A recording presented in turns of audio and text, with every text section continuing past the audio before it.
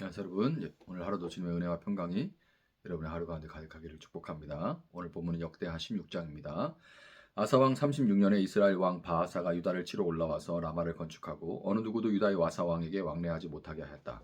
그러자 아사는 주님의 성전 창고와 왕실 창고의 모든 은과 금을 모아서 다마스쿠스에 있는 시리아의 베나닷 왕에게 보내며 말하였다. 나의 아버지와 그대의 아버지가 서로 동맹을 맺었듯이 나와 그대도 서로 동맹을 맺도록 합시다. 여기 그대에게 은과 금을 보냅니다. 부디 오셔서 이스라엘의 바하사 왕과 맺은 동맹을 파기하시고 그가 여기에서 떠나게 하여 주십시오. 베나닷은 아사 왕의 청을 받아들여 자기의 군사령관들을 보내서 이온과 단과 아벨 마임과 납달리의 양곡 저장 성읍을 치게 하였다. 바하사가 이 소문을 듣고는 라마 건축을 멈추고 그 공사를 포기하였다. 그러자 아사 왕은 온 유다 백성을 불러서 바하사가 라마를 건축할 때 쓰던 돌과 목재를 가져오게 하였다. 아사 왕은 이것으로 게바와 미스바를 보수하였다. 그 무렵 하나니 선견자가 유다의 아사 왕에게 와서 말하였다. 임금님께서 시리아 왕을 의지하시고 주 임금님의 하나님을 의지하지 않으셨으므로 이제 시리아 왕의 군대는 임금님의 손에서 벗어나 버렸습니다. 에티오피아 군과 리비아 군이 강한 군대가 아니었습니까? 병거도 군마도 헤아릴 수 없이 많지 않았습니까? 그러나 임금님께서 주님을 의지하시니까 주님께서 그들을 임금님의 손에 붙이지 않으셨습니까? 주님께서는 그 눈으로 온 땅을 두루 살피셔서 전심전력으로 주님께 매달리는 이들을 힘있게 해주십니다. 이번 일에 임금님께서는 어리석게 행동하셨습니다. 이제부터 임금님께서는 전쟁에 휘말리실 것입니다. 아사는 선견자의 이 말에 화를 참을 수가 없어서 그를 감옥에 가두어 버렸다. 그만큼 화가 치밀어 올랐던 것이다. 그때 아사는 백성들 가운데서도 얼마를 학대하였다. 아사의 행적은 처음부터 끝까지 유다와 이스라엘 열왕기에 기록되어 있다. 아사가 왕이 된 지 39년이 되던 해에 발에 병이 나서 위독하게 되었다. 그렇게 아플 때에도 그는 주님을 찾지 아니하고 의사들을 찾았다. 아사가 죽어서 그의 조상과 함께 잠드니 그가 왕이 된 지 31년이 되던 해였다. 사람들은 그를 다윗성에 장사하였다. 그 무덤은 아사가 미리 파둔 곳이다. 사람들은 향 제조법대로 만든 온갖 향을 가득 쌓은 침상에 그를 눕혀서 장사하고 그의 죽음을 애도하려고 큰 불을 밝혔다. 아멘. 자, 지난 시간에 역대 기자가 아사 왕의 이야기를 우리에게 전하는데 큰 공을 들이고 있다 그렇게 말씀을 드렸죠. 그것은 아사 왕의 통치 기간이 전형적인 사사기 시대의 이스라엘의 패턴을 보여주고 있으며 신명기 28장의 복과 저주가 그대로 성취되는 어떤 전형적인 그런 모습을 우리에게 너무나 잘 보여주고 있기 때문입니다.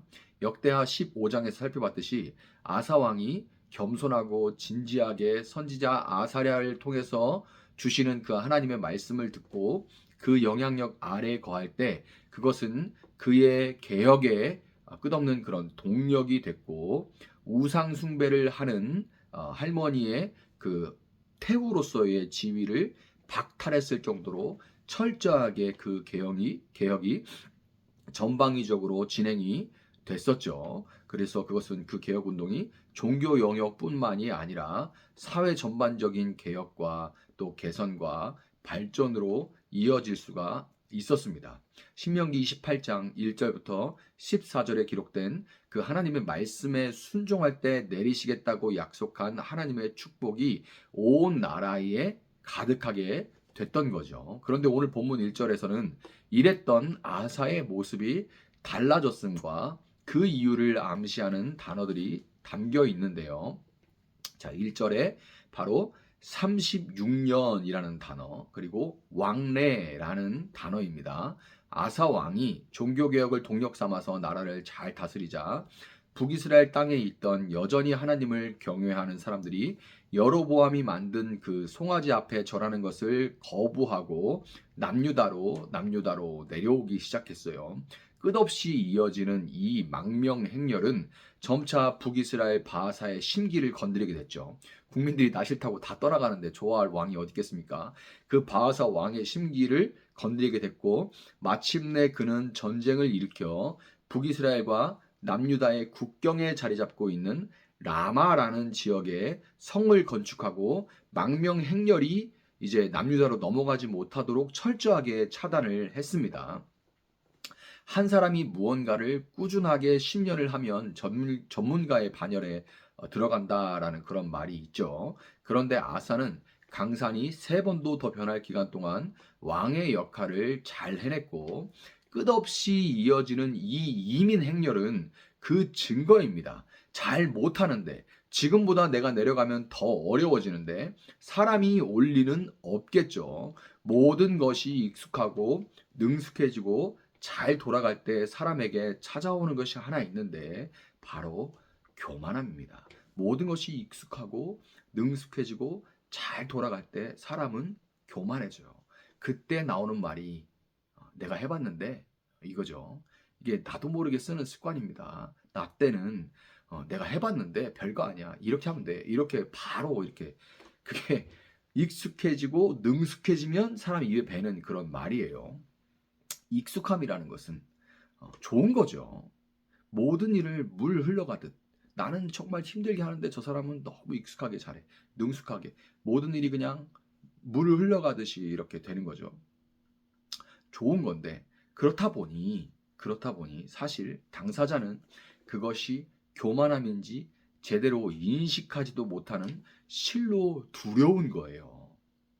좋은 거라고 생각하기 때문에 뭐가 잘못인지도 모르고 그 사람이 교만해지는 실로 두려운 존재입니다. 선지자의 말씀을 귀담아 듣고 그 말씀에 예배와 기도로 반응하면서 나라를 다스렸던 아사 왕은 바하사의 침공 앞에 이전에 에티오피아, 리비아 때는 하나님을 의지하고 하나님께 무릎 꿇고 하나님께 구했던 것과 다르게 무르익은 자신의 외교술에 의지하고 있었어요. 감정적으로 이제 화가 나가지고 국경을 침범해온 바하사에 맞서서 북이스라엘 배후에 있는 아람 왕 베나닷을 이제 용병으로 고용해서 적의 배후를 뒤를 쳐서 적으로 하여금 돌아갈 수밖에 없도록 만드는 그 전략. 비록 그 용병을 고용하는데 돈이 들었겠지만 그 비용이 자국의 영토 안에서 전면전을 치르는 것보다 더할 수는 없죠. 그 내 땅 안에서 막 죽고 죽이는 일이 벌어지는 것 그리고 막 불타고 하는 것과 용병을 좀 사는데 돈이 드는 것과 비교할 수가 없죠.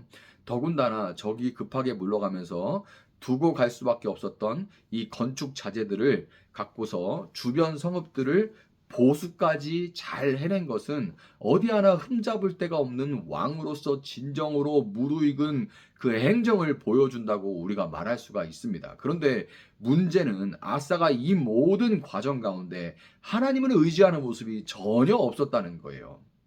아니, 익숙하면 그러면 하나님께 기도 안 해도 되는 겁니까? 그런데 여기에 전혀 하나님을 의지하는 모습이 없어요. 아사 왕을 대표로 하는 이스라엘은 어려울 때는 하나님 앞에 매달렸다가 상황이 나아지면 하나님을 버리는 전형적인 사사기의 패턴을 반복했던 것입니다. 아사 왕이 하나님이 아니라 익숙해지고 무르익은 자신의 통치, 행정 능력, 그 스스로를 의지했다는 것은 그가 선견자 하나니를 투옥시킨 사건을 통해서 뚜렷하게 드러납니다. 사실 아사왕 입장에서는 모든 일이 잘 끝났고 아사왕 주변의 신료들이나 백성들도 모두 이 국가적인 위기에 잘 대처한 아사왕의 처사에 대해 호평일색이었을 것이 분명하기에 각종 언론, 신문 그런 데서 전부 다 아사왕 이렇게 잘했다. 그러면서 막 평론가들 나와서 다 좋게 얘기할 거 아니에요. 백성들도 지지율도 막 올라가고 그럴 텐데. 그런데 이런 상황에서 그냥 아사를 내버려 두면 스스로를 의지하는 이 아사 왕의 자아의 이 성은 더욱 견고해졌을 테죠. 하나님은 사랑하는 자를 그렇게 내버려 두실 수가 없었기 때문에 선견자를 통해 그의 그런 상태를 꾸짖으셨던 겁니다. 여러분, 주일 강단에 회개의 메시지가 사라져가고 있습니다. 아니, 저는 사실 거의 들어본 적이 없어요. 왜 그럴까요? 그런 메시지를 듣기를 싫어하기 때문에 그래요. 한 주 동안 힘들게 왔다는 것이 너무 눈에 보이는데, 힘들게 살다가 왔다는 것이 눈에 보이는데, 교회 왔는데 위로와 축복의 메시지로 나를, 나를, 이렇게 살아온 나를 격려하고 응원해도 모자를 판에 죄를 지적하고 회개를 외치면 화가 나는 겁니다. 저도 이제 메시지를 전하면 좀 딱딱한 그런 회개하자는 메시지가 나가면 그 회중들의 표정이 확 달라져요. 그냥 정말 위로하고 할 때 막 그 눈물 흘리면서 은혜 받는 그럴 때가 있고, 그런 회개하고 막 이런 메시지, 우리가 뭐 하나님 앞에 돌아서서 이런 메시지 나가면 그날 분위기가 참 냉랭합니다.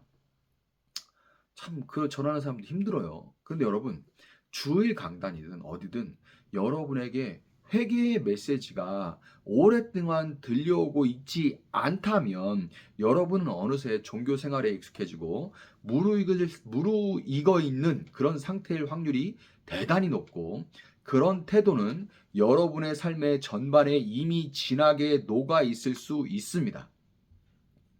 전반에.